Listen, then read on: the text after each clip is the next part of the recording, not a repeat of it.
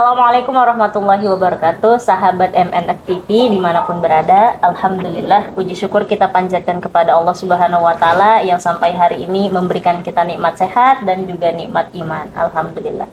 Kemudian salat beriringkan salam, marilah kita hadiahkan kepada Nabiullah kita Muhammad Sallallahu Alaihi Wasallam. Allahumma sholli ala Sayyidina Muhammad. Semoga kita tetap berpegang teguh kepada risalah Rasulullah. Kelak kita bisa berkumpul bersamanya di akhir kelak. Amin, amin, Allahumma amin. Nah, sahabat, alhamdulillah kita mendapatkan kabar bahagia dari World Bank bahwasanya Indonesia naik kelas menjadi kelas berpenghasilan menengah ke atas.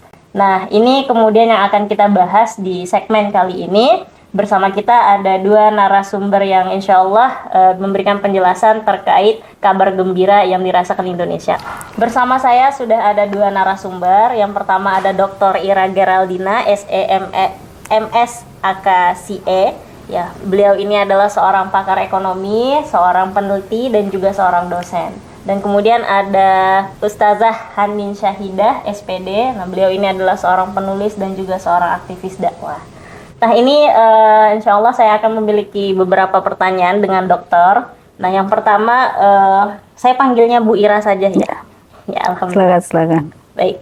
Yang pertama Ibu sebagai seorang pakar ekonomi ya, melihat naik kelasnya Indonesia ini menjadi negara berpendapatan menengah, bagaimana pendapat Ibu untuk hal ini? Oke, terima kasih. Jadi kalau kita lihat status gross national income di tahun 2021 sebesar 4.170 USD ya. Kemudian di GNI di tahun 2022 itu sebesar 4.580 USD. Memang ada kenaikan GNI sebesar 9%. Nah, kalau menurut pengelompokan GNI per kapita World Bank per 1 Juli memang ada 4 kelas pendapatan. Yang pertama, pendapatan rendah itu di bawah 1.085 USD.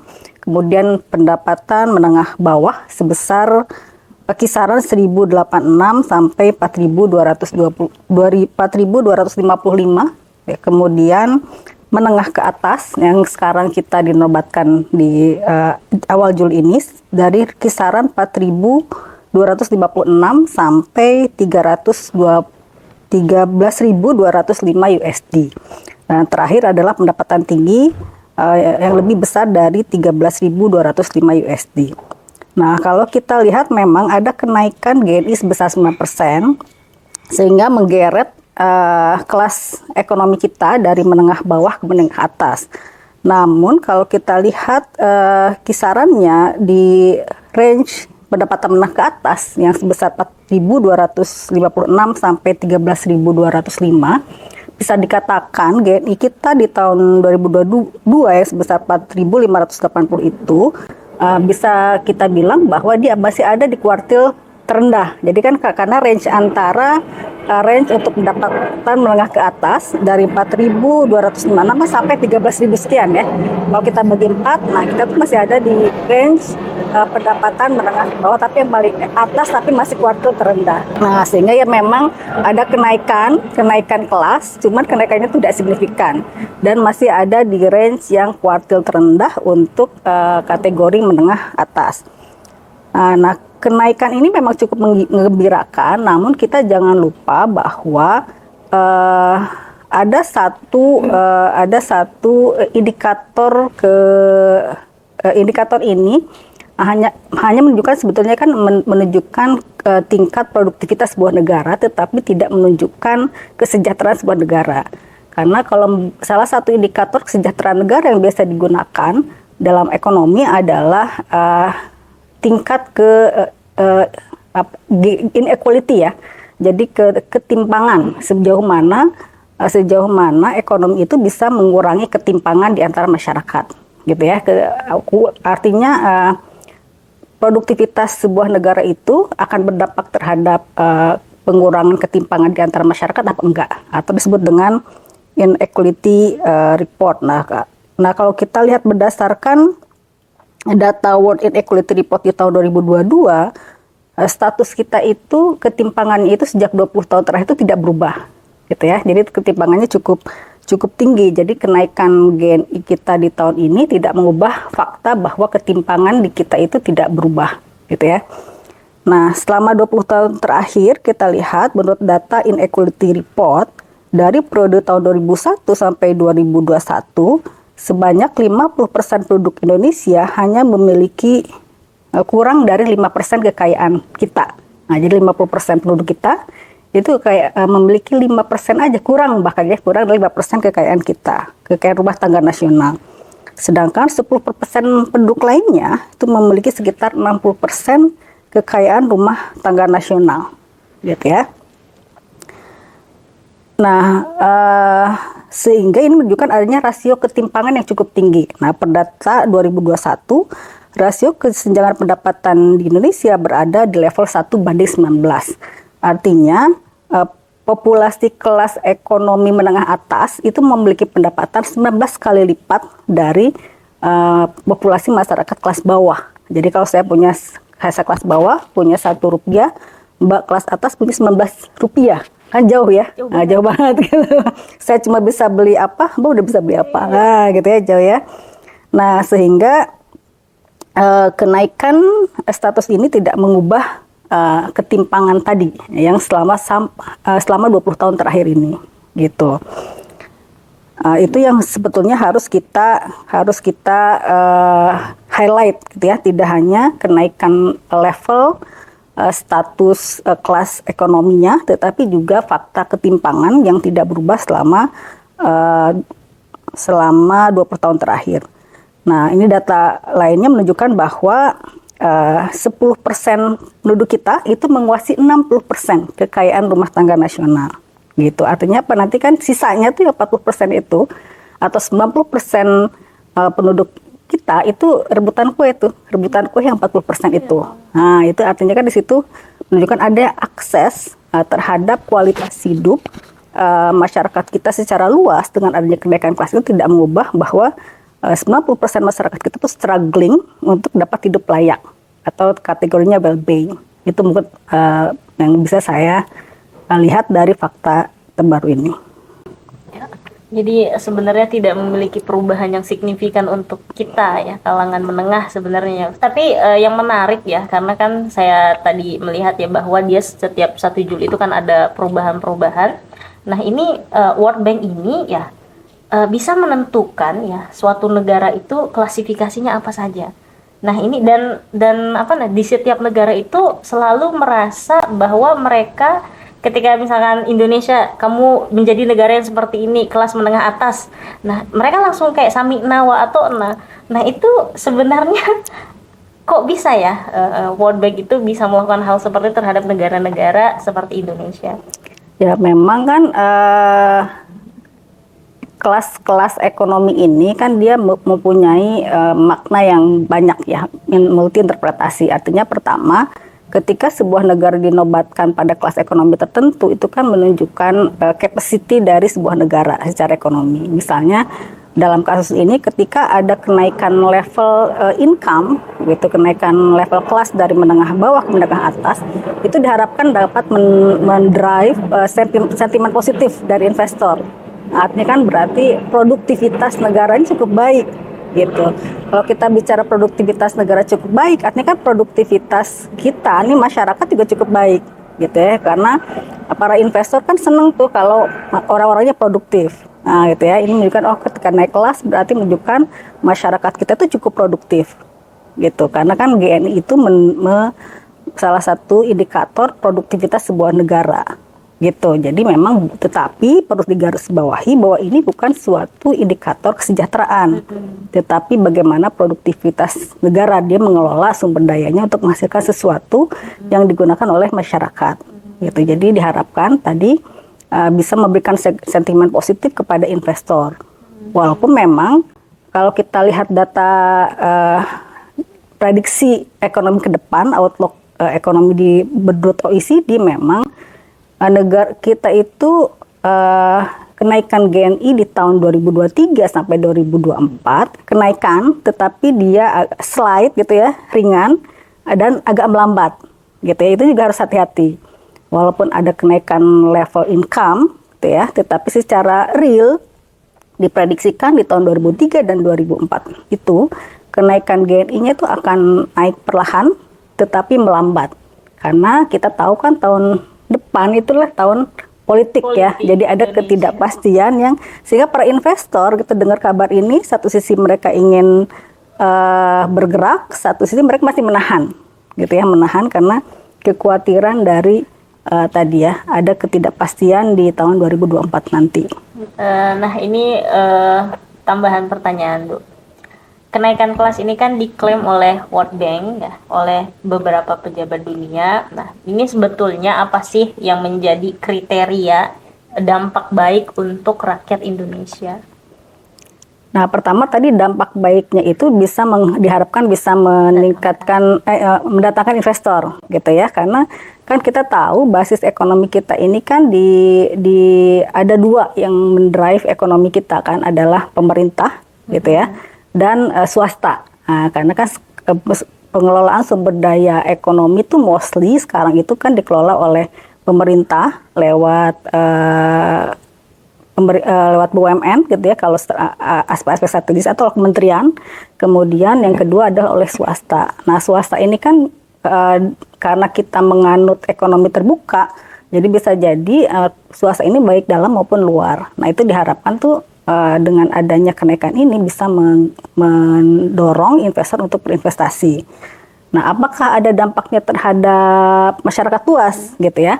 Nah, tadi sebetulnya kan kalau kita lihat dampak kepada masyarakat luas, maka kita harus melihat bahwa apakah ini bisa mengurangi masalah ketimpangan tadi, gitu ya. Selama masalah ketimpangan tadi tidak bisa diatasi, maka kenaikan produktivitas itu tidak akan berdampak terhadap masyarakat luas. Nah, karena apa? Karena kalau kita bicara tentang ketimpangan, artinya kan ada 90% masyarakat Indonesia itu yang dia harus berjuang gitu untuk memperoleh hidup yang layak. Nah, karena kita berhubungan dengan, kalau kita bicara dengan produktivitas ekonomi, kan itu luas ya. Baik dari aspek bagaimana meng-create pendidikan gitu ya, kemudian layanan kesehatan dan lain-lain. Itu kan adalah layanan-layanan basic yang di mana 90% masyarakat Indonesia itu harus berjuang untuk memperoleh akses-akses tadi. Nah, gitu ya. Jadi selama ketimpangan tadi tidak bisa diatasi, maka kenaikan produktivitas itu tidak akan berdampak luas terhadap masyarakat luas secara umum. Gitu. Ya, jadi kembali lagi ya, bagaimana masyarakat harus struggle juga dan bagaimana nanti investor ini beneran ada atau tidak setelah pasca pemilu. Ya. Nah ini mungkin pertanyaan terakhir Bu. Sebenarnya ya, apa yang seharusnya dilakukan pemerintah? Karena kan kita kalau berbicara negara Indonesia kan berarti tidak pernah luput dari pemerintahan. Nah, apa sih yang bisa dilakukan oleh pemerintah terkait perannya untuk merubah perekonomian negara ini dan menjadi penjamin ya kesejahteraan masyarakat? Nah, dalam konteks ini ya, dalam konteks yang sekarang ini, saya memandang bahwa ya pemerintah tuh harus mengatasi masalah ketimpangan tadi. Ya, ketimpangan itu dengan cara pertama adalah dengan meninggalkan gitu ya pola-pola ekonomi yang sekarang yang meningkatkan liberalisasi ekonomi sehingga sumber daya ekonomi itu hanya ada di 60%-nya ada di 10% orang, ya 10% penduduk Indonesia, gitu ya. Nah, sehingga pertama adalah pemerintah harus meninggalkan liberalisasi ekonomi dan bisa mengadopsi, salah satu alternatifnya adalah mengadopsi ekonomi Islam. Nah, kenapa? Karena pertama ekonomi Islam itu dia mengatur aspek kepemilikan.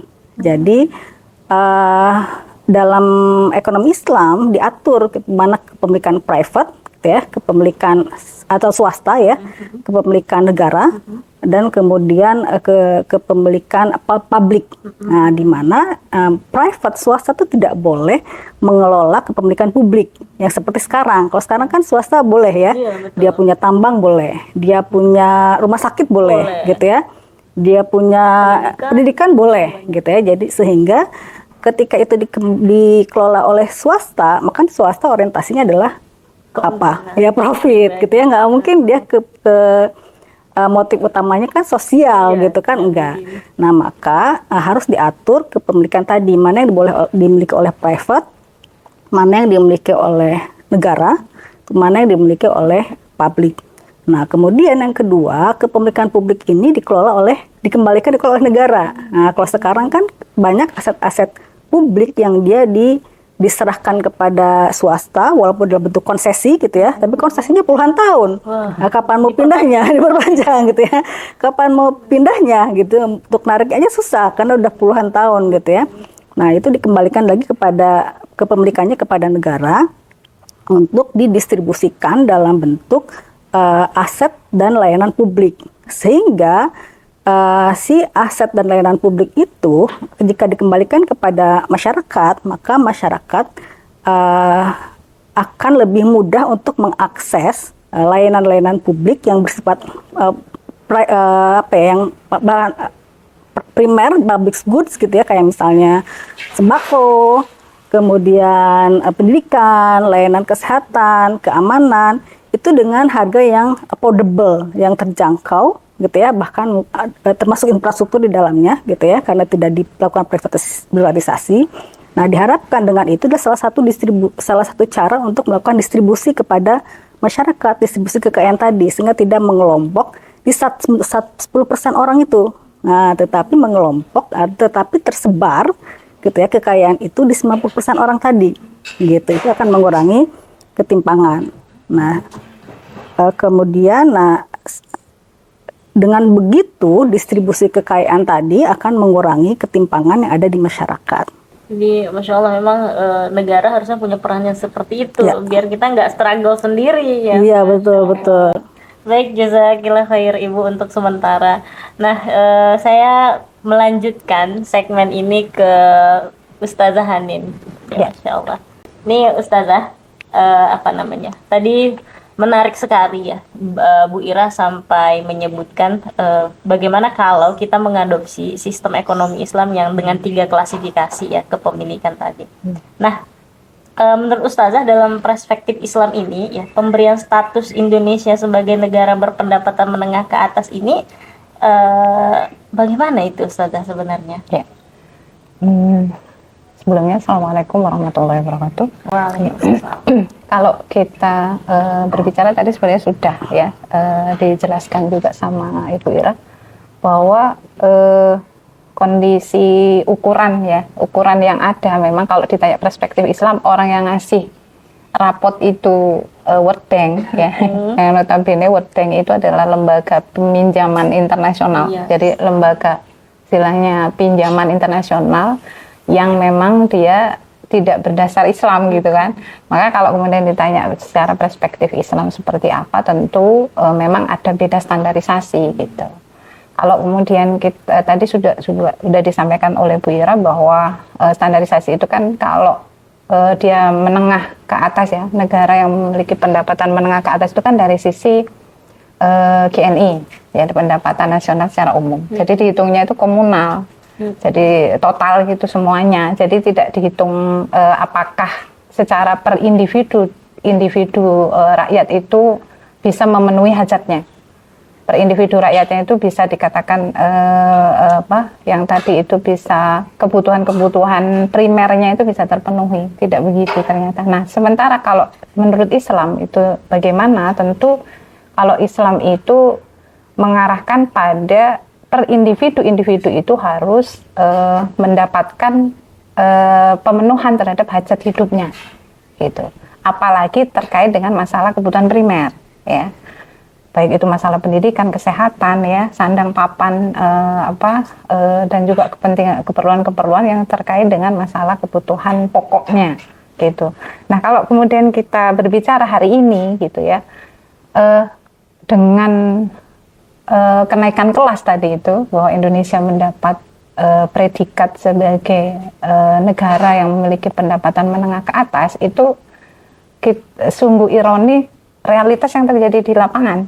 Ya, bagaimana kemudian kita melihat angka kemiskinan itu bukan malah menurun, terus meningkat ya.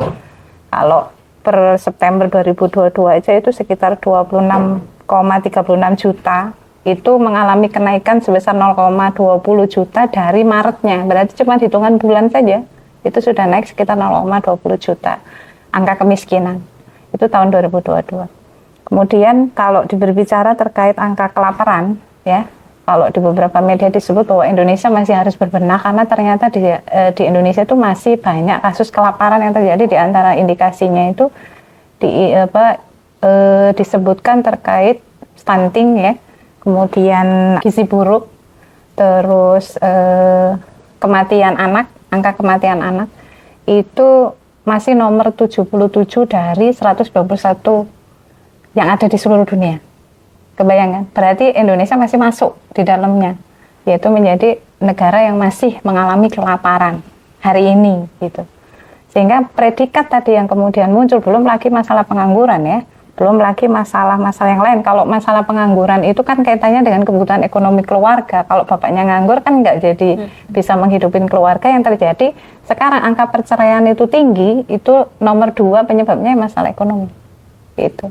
Jadi kalau kemudian kita berbicara hari ini, dikatakan predikat itu diberikan kepada Indonesia, apakah itu memang berbanding lurus dengan realitas? Nah, itu fakta juga yang jawab, gitu. Bahwa ternyata masyarakat kita tidak merasakan bahasanya kesejahteraan yang kemudian disebutkan tadi. Berarti kayak apa itu kalau kemudian kita kembalikan secara perspektif Islam, kan harusnya individu-individu itu mengalami kesejahteraan karena mereka satu persatu, baik itu orang kaya, orang miskin, pejabat ataupun orang rakyat jelata, itu kan manusia, mereka bernyawa yang istilahnya mereka juga memiliki kebutuhan hajat yang sama yang harus juga dipenuhi, dan fitrah manusia itu kan masing-masing harus dipenuhi. Nah, ketika itu faktanya tidak terjadi, apa yang kemudian predikat itu apakah bermanfaat gitu loh bagi mereka? Toh tetap nggak bisa makan gitu. Meskipun negara punya predikat begitu, tetap aja misalnya gelandangan nggak punya rumah, ya dia nggak punya rumah, kayak gitu. Itu faktanya. Berarti kalau secara perspektif Islam itu ternyata belum masuk di dalam negara yang dikatakan sejahtera.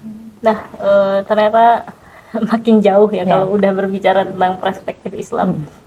Nah, ini berarti gelar yang kita dapat, ya, Indonesia dapat ini memang masih mengalami banyak koreksian seharusnya, ya Ustazah. Nah, ini Ustazah, bagaimana seharusnya, maksudnya ini kan gelar sudah termantel, kita dapatkan gelar ini, udah kita dapatkan nih. Ini seharusnya Indonesia bagaimana nih caranya supaya menaikkan kesejahteraan baik itu dari sisi politis maupun dari sisi ekonomi Indonesia, Ustazah. Ya. Kalau memang ada upaya untuk bagaimana menyampaikan, tadi sudah sempat disinggung oleh Bu Ira bahwa meninggalkan, ya, kalau bahasanya mungkin hijrah gitu, ya, hijrah, jadi meninggalkan kondisi ekonomi yang sebenarnya kalau memang sudah tidak memberikan kesejahteraan, ya, kepada rakyat, kenapa tetap dipertahankan? Gitu. Kalau memang perlu berhijrah, kenapa enggak, kan gitu. Cuman kondisinya sekarang mengenai hal apa yang perlu dilakukan, apakah merubah sistem politiknya atau sistem ekonomi, gitu. Ya, pada faktanya memang ternyata kebijakan yang muncul di dalam sistem ekonomi itu dipengaruhi oleh sistem politik, gitu. Berkaitan. Mau nggak mau kita juga harus melihat bahwa kebijakan itu muncul dari mana, dan ternyata yang pemegang kebijakan itu masalah pemerintahan, dan masalah pemerintahan itu juga masalah politik. Nah, kalau kemudian sekarang tadi Bu Ira menyampaikan bahwa ternyata kekayaan itu hanya dinikmati segelintir orang dari sekian rakyat Indonesia, berarti kan memang kita tidak bisa memungkiri bahwa ini adalah buah dari kapitalisme, dan sistem politiknya demokrasi, dan demokrasi kapitalisme itu sistem politik yang sangat mahal biayanya, berharga mahal, ya. Kalau kapan itu disampaikan oleh Fahri Hamzah, ya, mantan wakil ketua DPR RI, ya. Beliau menyampaikan secara belak-belakan di media bahwa kebutuhan untuk capres itu sekitar 5 triliun. Wah, untuk mau capres doang loh, ya, belum tentu kepilih, gitu. Betul. Kemudian kalau mau jadi legislator itu sekitar 5-15 miliar. Uang itu, jadi bukan daun. Jadi kalau kita melihat secara otomatis ketika mereka kepilih, apa yang terjadi? Balik modal, kan? Mikirnya itu apakah kemudian kesejahteraan rakyat? Ya enggak lah, balikinlah dulu modal yang sudah keluarin. Bisa juga dia pengusaha yang punya uang untuk kemudian mencalonkan diri menjadi politisi, atau politisi itu dibiayai oleh pengusaha. Sehingga kalau di dalam sistem politik demokrasi kapitalisme hari ini, satu hal yang sangat wajar sekali terjadi perselingkuhan antara pengusaha dengan penguasa, ya, ataupun pengusaha itu sendiri mengambil bagian menjadi penguasa, gitu. Sehingga kalau kemudian kita lihat, ya mau ujungnya akan balik modal. Makanya kalau tadi bahasanya Bu Ira ada liberalisasi, kita akan melihat bahwa akan rawan di situ ketika keran politik, karena memang dalam demokrasi kapitalisme itu pemerintah itu tidak punya apa istilahnya fungsi untuk melakukan pelayanan terhadap kepentingan rakyat, tetapi dia membuka jalan seluas-luasnya kepada swasta, gitu. Jadi pemerintah itu cuman posisinya itu ngasih jalan kepada swasta itu untuk masuk melakukan investasi, sehingga kebayangkan hajat rakyat dibikin bancakan gitu loh. Ayo investor, ayo masuk, ini ada hajat ini, tambang ABC. Kalau yang sekarang lagi rame nikel ya, itu luar biasa. Indonesia memang penghasil nikel terbesar di seluruh dunia. Itu kita melihat jadi istilahnya bancakan gitu. Nah akhirnya apa? Ketika rakyat membutuhkan terkait hajat yang dia harus penuhi, dia harus bayar mahal. Karena yang pegang swasta. Betul. Swasta mana mau rugi, nggak mau kan? Dia kan pasti untung. Nah, swasta inilah yang dia disebut para kapital itu, dan dialah segelintir orang yang menikmati kekayaan tadi. Gitu loh. Makanya ini yang kemudian harus dirubah, pondasi pemikiran secara sistemik itu harus dirubah gitu. Supaya kesejahteraan itu bisa dirasakan masing-masing rakyat gitu. Nah, memang bukan sesuatu yang gampang, iya gitu.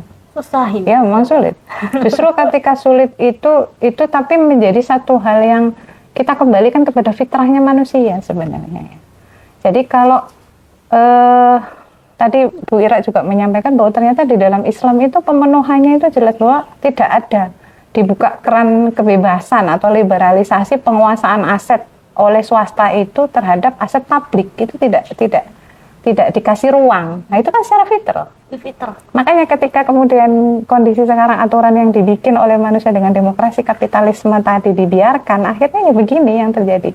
Jadi dengan perubahan yang coba kita tawarkan gitu ya ke masyarakat, bahwa ternyata ada sistem yang lebih memanusiakan manusia, karena kebutuhan secara fitrah itu kan dia butuh untuk dipenuhi ya, semua hajatnya. Nggak ada manusia yang tidak ingin kebutuhannya itu tidak dipenuhi gitu kan. Makanya kita menawarkan bagaimana kemudian kembali secara fundamental ke sistem Islam, yang dimana Islam itu berasal dari Allah yang tahu betul seluk-beluk manusia gitu. Yang kalau kemudian kita berbicara dalam hal apa, tentu saja tadi sudah disampaikan bahwa yang paling menonjol di dalam sistem Islam adalah dalam konsep kepemilikan. Jadi ada batasan yang memang harus diikuti ya oleh manusia, bahwa ada 3 kepemilikan kunci yang ada di dalam sistem Islam itu, dan itu ada di dalam hadisnya. Ya dijelaskan bahwa berserikat dalam 3 hal ya, yang dari api, air, dan padang gembalaan kan. Maka kita melihat dari sisi itu kemudian dikonotasikan hari ini itu ada pembagian dengan kepemilikan individu, kemudian ada kepemilikan umum, dan ada kepemilikan negara. Yang kepemilikan umum itu kalau kita melihat adalah cakupannya di sumber daya alam. Sumber daya alam ini kayak sekarang ini yang terjadi sekitar 75% ternyata dikuasai asing pertambangan itu. Dan itu tidak disampaikan, istilahnya tidak itu hanya sekedar ucapan saja, dan ternyata itu disampaikan oleh KSPMI ya, Presiden Konfederasi Serikat Pekerja Migas Indonesia menyatakan 75% pertambangan Indonesia itu dikuasai asing. Bahkan Menteri Investasi sendiri Bahlil menyampaikan bahwa nikel itu sudah dikuasai asing. Dan kita tidak bisa menolak hal itu. Kenapa kok bisa Indonesia tidak bisa menolak hal itu, gitu kan? Karena dia tidak memiliki sebuah pijakan yang tegas ya, bahwa swasta ya ataupun individu itu tidak boleh menguasai aset publik gitu, tidak boleh menguasai kepemilikan umum, kan nggak ada pijakannya.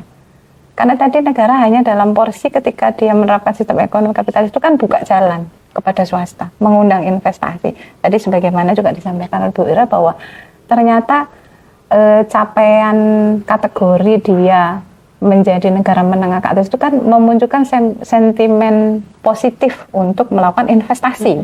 Gitu. Jadi bukan kemudian memastikan bahwa dengan grade itu apakah rakyat itu sudah sejahtera. Nah itu loh yang jadi kunci kayak gitu. Ya. Ya. Berarti kalau boleh disimpulkan ya Ustazah, ini dari sisi politik ataupun ekonomi sebenarnya tidak siap kita dan juga sebenarnya tidak mensejahterakan rakyat secara hakiki sebenarnya Ustazah. Nah jadi sebenarnya ini masuk ke pertanyaan ketiga Ustazah. Adakah kalau kita bertanya ya, adakah jaminan ekonomi ya yang mampu yang mensejahterakan masyarakat kita? Nah ini bahasanya tadi ada hijrah ya Ustazah. Nah ini ada nggak sebenarnya sistem ekonomi yang bisa mensejahterakan masyarakat kita? Ya ketika tadi Bu Ira juga sudah menyinggung, saya juga sampaikan di awal bahwa kita menawarkan ya solusi alternatif dengan sistem ekonomi alternatif. Baik itu apakah dirubah dari sisi fundamental sistem politiknya dan juga sistem ekonomi, karena itu memang berkaitan, tidak bisa dipisahkan.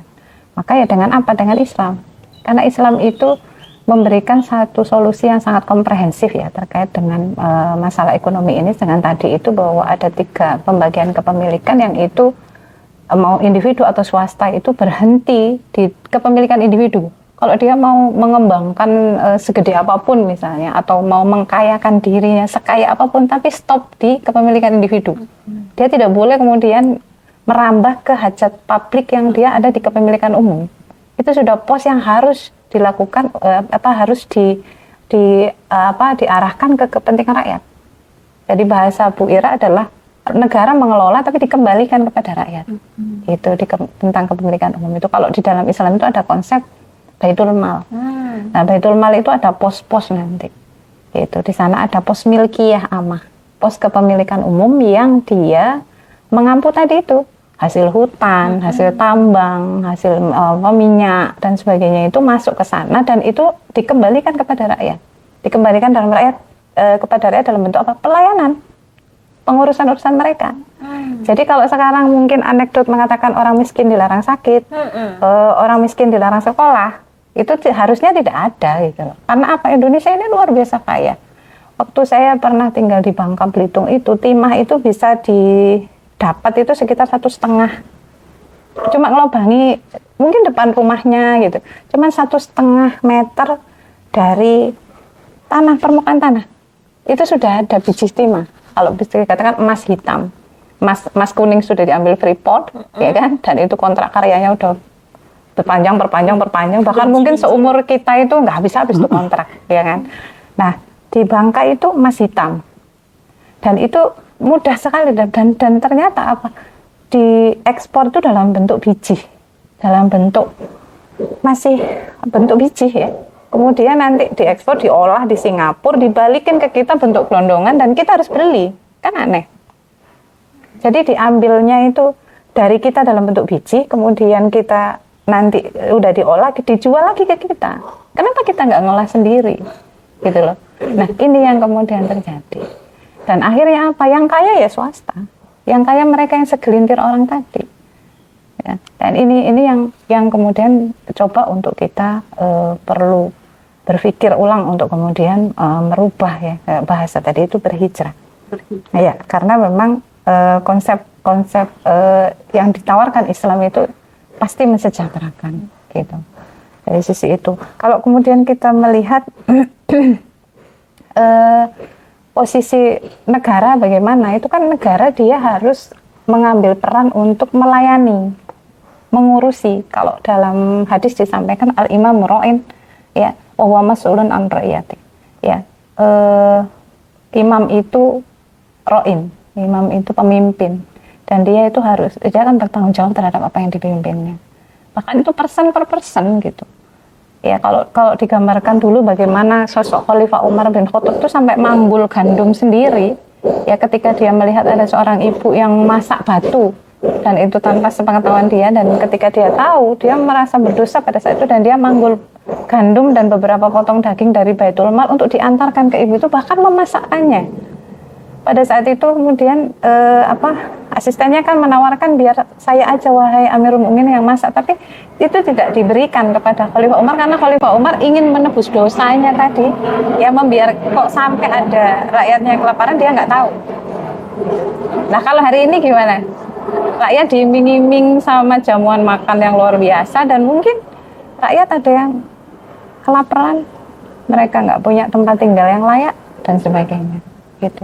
Ini yang sungguh mengenaskan untuk hari ini. Makanya kemudian coba secara konsep dan pemikiran kita menawarkan hal itu. Masya Allah, berarti Ustazah ternyata memang Islam ini selalu punya alternatif solusi ya untuk masyarakat, terutama sebenarnya siapapun itu yang mau mengadopsinya. Nah ini Ustazah ada pertanyaan yang keempat ya. Terkait penguasa sebenarnya sudah disinggung sama Ustazah. Sebenarnya bagaimana sih Islam menganjurkan penguasa itu ya meriayah rakyatnya itu seperti apa? Ya, jadi dia harus memastikan bahwa masing-masing orang di dalam Islam itu bisa memenuhi semua hajatnya, terutama kebutuhan pokok, ya hajat kebutuhan pokok.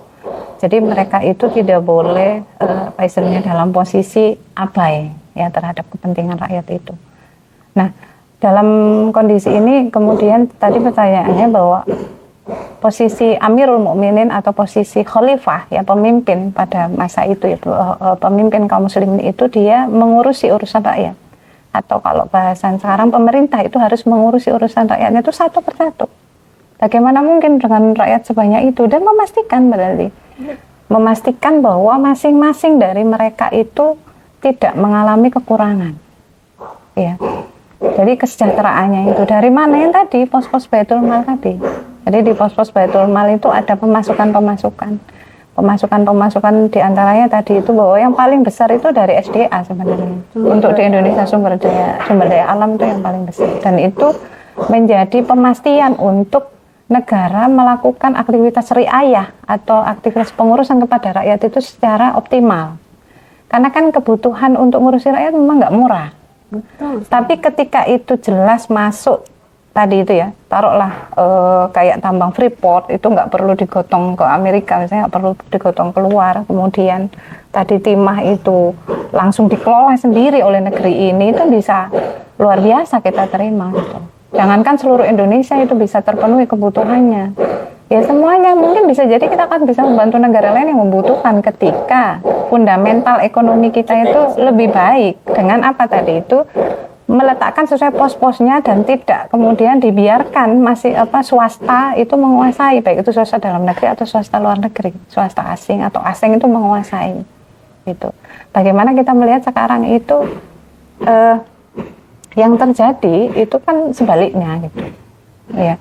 Akhirnya kita harus membayar pendidikan dengan mahal dan sebagainya ya, kesehatan juga gitu kan, sehingga itu yang kemudian miris bagi rakyat ya.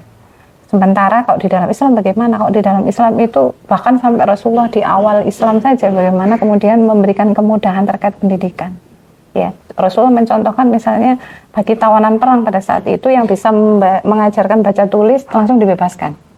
Dan itu dikasih oleh negara, istilahnya difasilitasi oleh negara gitu loh, yang baca tulis ya pada saat itu. Kemudian Rasul mendapat kiriman medis pada saat itu, dokter, bukan untuk Rasul sendiri gitu, tapi di sana ternyata dijadikan dokter umat, dokternya rakyat pada saat itu. Kemudian bagaimana di masa Khalifah Umar juga di situ bagaimana masa sistem pendidikannya itu kutab-kutab atau sekolah-sekolah dasar itu dia dibangun berdasarkan bangun masjid. Jadi setiap bangun masjid di situ ada kutab. Kebayang kalau sekarang masjid ada berapa di Indonesia? Bahkan setiap gang mungkin ya, setiap kampung ada masjid. Kebayang nggak di situ ada kutab dan gratis. Misalnya subsidi diberikan kepada negara dan semua kebutuhannya terpenuhi. Kalau kemudian dulu di masa kekhilafan Islam juga digambarkan bagaimana di Baghdad pada saat itu dibangun semacam tempat-tempat penelitian ya, kampus-kampus, dan mereka semua itu dibiayai, nggak kayak sekarang. Kayak ibu Nah, itu dibiayai, dapat uang. Dan kalau di masa Khalifah Umar itu yang paling masyhur itu adalah ketika gaji guru itu sampai 15 dinar. Wah, saya itu. Nah itu. Mantap. Kalau sekarang gimana pahlawan tanpa tanda jasa kabarnya? Benar-benar tidak ada. Benar-benar cukup dengan jasa. Tapi dia tidak pernah dinilai secara pantas ya, secara layak. 15 dinar kalau dikurskan rupiah, kalau dikurskan rupiah ya, taruhlah 1 dinar itu 4,25 gram emas. 4,25 gram. Masih ya dihitung lah, total itu 35 jutaan lah sebulan. Sejahtera ya? Sejahtera ya. Jadi gitu. Itu faktanya yang di masa Khalifah Umar. Kemudian kita melihat bagaimana dulu apakah memang sistem itu pernah diterapkan, ternyata juga selain Khalifah Umar ya, tadi dari Rasulullah memberikan pendidikan gratis, kemudian Khalifah Umar yang gambaran-gambaran beberapa khalifah ini, kemudian kesejahteraan berikutnya di masa Umar bin Abdul Aziz misalnya. Dia susah nyari orang yang mau menerima zakat karena semua sejahtera, dan itu diulangi lagi di masa Khilafah Utsmaniyah, masa Orhan Ghazi ya, di buku Untold Story Ottoman itu disebutkan bahwa di masa Orhan itu sulit untuk orang nemu sekitar tahun 1300-an ya, itu sulit nemu orang yang mau menerima zakat karena semua sudah sejahtera. Hari ini kalau ada pembagian sembako, nah itu pembagian sembako kan royokan sampai injek-injekan segala macam, itu subhanallah, itu luar biasa ujian bagi rakyat kita hari ini. Makanya coba kita tawarkan bahwa Islam pernah seperti itu dan pernah ternyata bisa gitu. Ya, Masya Allah, ternyata bukan hanya sebuah sistem yang ditawarkan oleh Islam, tapi juga bagaimana seorang pemimpin itu ya mengurus dan memastikan setiap individu-individu dari riayahannya supaya mereka bisa sejahtera. Ini terakhir Ustazah, mudah-mudahan tidak lelah menjawab pertanyaan saya. Benarkah adanya Ustazah, jika suatu negara menerapkan sistem ekonomi Islam, negara itu akan menjadi negara yang independen, bahkan menjadi negara adidaya? Ya, itu sudah terbukti sebagaimana yang saya sampaikan tadi, dan itu Islam sudah berkuasa 2/3 dunia, ya, seluas 2/3 dunia dan selama 1300 tahun, 13 abad. Satu peradaban yang satu-satunya peradaban yang pernah lama, ya, memimpin dunia, gitu. Sehingga berarti pada saat itu bagaimana penggambarannya, mensejahterakan yang tadi itu dengan konsep ekonomi yang tadi itu kesejahteraan individu per individu itu diperhatikan, ya. Kemudian bagaimana posisi imam tadi, khalifah ataupun amirul mukminin atau dalam hal ini pemerintah itu memperhatikan hajat rakyat ya secara rinci, terpenuhi ataukah tidak, dan hadir mereka untuk memenuhinya. Bukan kemudian menjamin bahwa ketersediaan pangan ada, terserah dilempar ke pasar, rakyat suruh mengais-ngais sendiri, tidak begitu. Yang pasti yang terjadi akhirnya ketika yang beruang ya dia dapat, yang nggak beruang ya dia nggak dapat. Nah, fakta yang ada sekarang. Dan pada saat itu kekayaan itu tidak dimiliki dinikmati hanya segelintir orang, gitu. Tapi semuanya bisa kemudian mengupayakan diri meskipun hanya berhenti di masalah di kepemilikan individu. Sementara kepemilikan umum dan kepemilikan negara itu untuk rakyat, dikelola oleh negara, dikembalikan kepada rakyat dalam pemenuhan hajat hidup rakyat, baik itu dalam kebutuhan dalam publik, misal kayak jalan raya, ya, kesehatan, pendidikan, dan juga hal-hal yang lain yang bisa menguntungkan dan memudahkan rakyat itu bisa menikmati dan mensejahterakan mereka. Jazakumullah khairan katsir Ustazah. Alhamdulillah teman-teman, ternyata ya kabar berita yang katanya baik itu ya sebenarnya tidak cukup baik untuk kita, dan alhamdulillah di pembahasan ini kita juga mendapatkan alternatif solusi yang bisa kita tawarkan kepada masyarakat Indonesia, dan mudah-mudahan ini bisa diterima oleh masyarakat. Nah, mungkin terakhir doa dari para ustazah dan ibu untuk masyarakat Indonesia menghadapi ekonomi yang gonjang-ganjing ini. Statement terakhir. Ya, kalau setelah kita cermati memang kenaikan kelas ekonomi ini satu sisi memang meningkatkan tadi ya harapan bagi masyarakat luas gitu ya. Tetapi sisi lain kita juga harus tetap optimis dengan kaya diri sendiri dalam bentuk wawasan gitu ya, kemudian pengetahuan, terutama yang berkaitan dengan wawasan pengetahuan Islam gitu ya, karena agar kita tuh tahu sebagai seorang muslim itu harus seperti apa menghadapi tantangan-tantangan yang di depan mata, terutama tantangan kemungkinan adanya pelambatan ekonomi ya menjelang pemilu. Jadi dari saya, terima kasih. Ya, bahwa kesejahteraan rakyat itu adalah hak mereka yang harus menjadi kewajiban bagi pemerintah untuk memenuhinya. Dan pemenuhan kesejahteraan rakyat itu adalah terkait dengan semua individu rakyat. Gitu. Jadi tidak bisa kemudian dijadikan satu secara komunal bahwa disebut rakyat itu sudah termasuk sejahtera gitu karena dengan GNI atau penghasil pendapatan nasional, tetapi faktanya masih banyak di sana sini itu kelaparan dan sebagainya, gizi buruk dan sebagainya. Ini yang kemudian menjadi PR bersama bagi kita untuk memberikan solusi alternatif untuk kemudian mengangkat kondisi seperti itu, baik itu secara real di lapangan, bukan kemudian terjebak dengan satu posisi mempertahankan sistem yang sebenarnya harus sudah ditinggalkan ya, untuk berhijrah ke sistem alternatif yang lebih kemudian memberikan sebuah gambaran real terkait penerapan aturan yang kemudian menjadikan rakyat itu sejahtera. Jadi tadi itu sebagaimana ditawarkan oleh Islam. Gitu. Makanya memang jangan berhenti sampai di sini untuk tahu, karena memang Islam itu agama yang paripurna, yang Allah turunkan, yang tahu betul apa yang kemudian menjadi kebutuhan dan tahu betul tentang apa yang menjadi standarisasi bagi hidup manusia. Wallahu a'lam bishawab. Wallahu a'lam bishawab. Sahabat, alhamdulillah kita sudah mendengarkan ya beberapa nasihat dan juga ilmu dari Ibu dan juga Ustazah. Nah, ini sudah menjadi akhir. Semoga Indonesia ke depan menjadi negara yang lebih baik lagi. Akhirul kalam, assalamualaikum warahmatullahi wabarakatuh.